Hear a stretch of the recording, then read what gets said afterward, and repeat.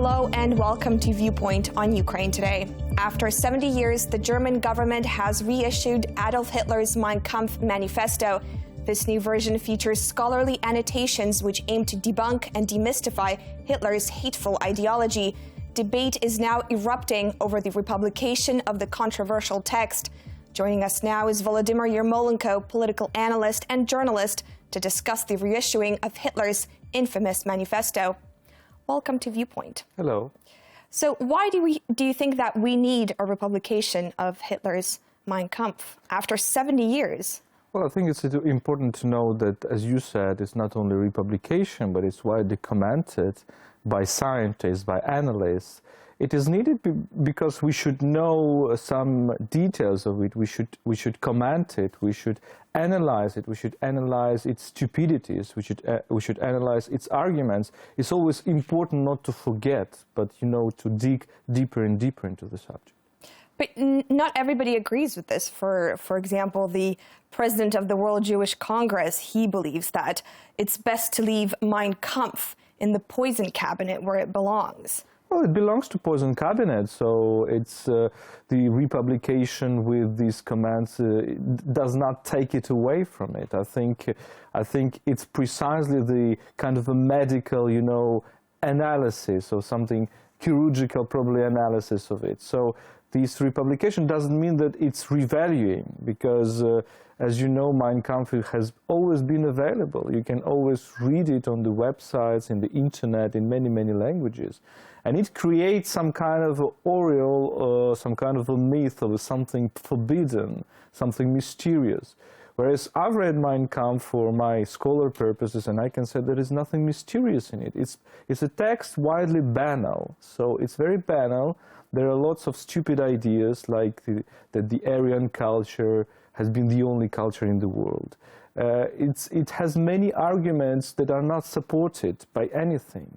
By any arguments. And it should be read and it should be laughed at probably again. So I think it is important. But providing a public space for it, does it in some way legitimize it? No, I don't think so. As I said, the legitimization of Mein Kampf is basically made through kind of this image that this text is forbidden. But I think everybody should one day, with his critical idea, with his critical mind, to read into it and to understand what was the sources of these tragedies.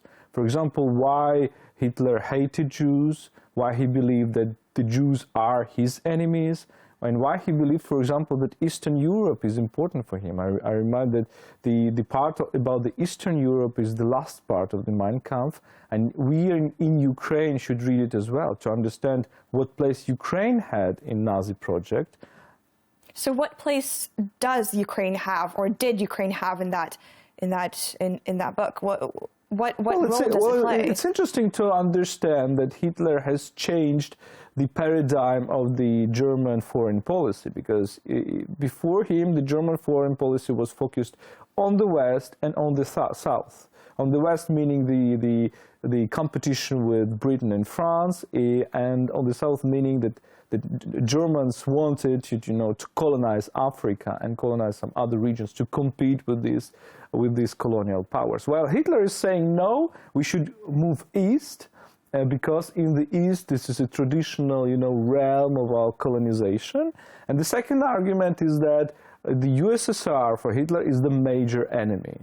Already in the 20s is the major enemy. So the Molotov-Ribbentrop Pact is a kind of a cynicism from both sides. We should understand it too, because for the Soviet Union, Nazism was also a major enemy ideologically. But why it was a major enemy? Again, because Hitler is constructing an absolutely idiotic mythology that, that the Russian Empire was the German state, a state created by German elites, and that basically the Bolshevism and the Bolshevik kind of a revolt or revolution was a conspiracy of Jewish population against these German elites, which sounds very simplistic and very stupid. But again, this is kind of how he argumented that. And the second, what is the place of Ukraine? is that he's a famous or infamous conception of Lebensraum, of living space. He thought, and this is another stupid idea which created many crimes. He thought that the population, the German population, should have territory to feed itself. So he was not thinking in terms of, innovative agriculture, that we should maybe produce more food from the scarce land we have, which Europe was going on after the Second World War II. He was thinking in terms of, we have to feed Germans and therefore we need territory. And what is the territory for him? Is the huge black soil territories from Germany to Russia. So, meaning Ukraine too. So Ukraine, Belarus, Poland was him a territory with no, valuable population. And therefore he believed that Jews and Slavs are what he called Untermenschen, underhumans, and they have to be at least deported. So he first thought the Jews have to be deported, and then there was this idea of, extermination. So we have to think it through, we have to analyze this in detail and understand where the evil comes from. And I think this publication commenting to it contributes to that. Now, staying on the topic of Ukraine, the republication of Mein Kampf, it shows how we confront dangerous propaganda nowadays. Now, what can Ukraine learn from that in terms of the government has recently passed a package of laws which aim to purge the country of Soviet propaganda. Now, what kind of lessons do you think Ukraine can learn? Well, I think one of the major lessons is that you have to deal with your past critically. So you don't have to forget it, and you don't have to, to internalize it. So you have to have a distance with your past and see where the crimes are, what are the reasons of these crimes, and look at them openly. So I think Ukraine is now in a very difficult, tricky, and interesting situation because the communist past also had huge crimes, and but the problem with the decommunization is how we deal with that. So how we distinguish crimes from everything else, because there was some everything else, anything else in the communist past, and this is a huge problem for Europe too, because intellectually, many intellectuals have said that basically communism and Nazism are the main thing in terms of, totalitarianism, etc. And I believe, too, that they are quite comparable. So if you read Timothy Snyder's Bloodlands, if you read his recent book, Black Earth, if you read even Hannah Arendt and many, many other analysts.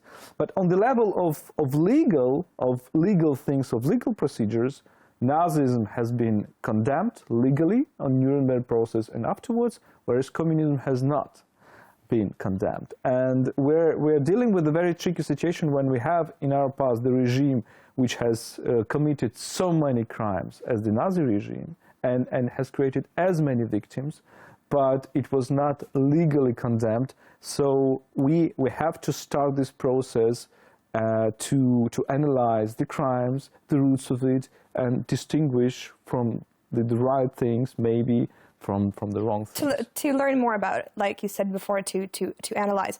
Now, in terms of Europe, and there's been a rise of far-right parties across Europe and in Germany as well. Now, how do you think the republication of Mein Kampf will affect the far-right sentiment?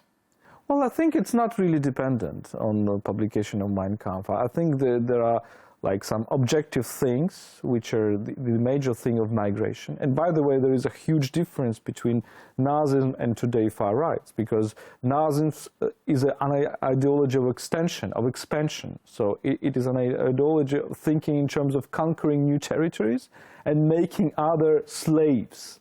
Today's far right are different. They're defensive. They're not offensive, they're not expanding. They're thinking, no, we should not expand anymore, but we should rather expel all those migrants. So it's an ideology of defense mostly. Although Hitler was also there is also defensive thinking in his ideology, but there are, very, very many details.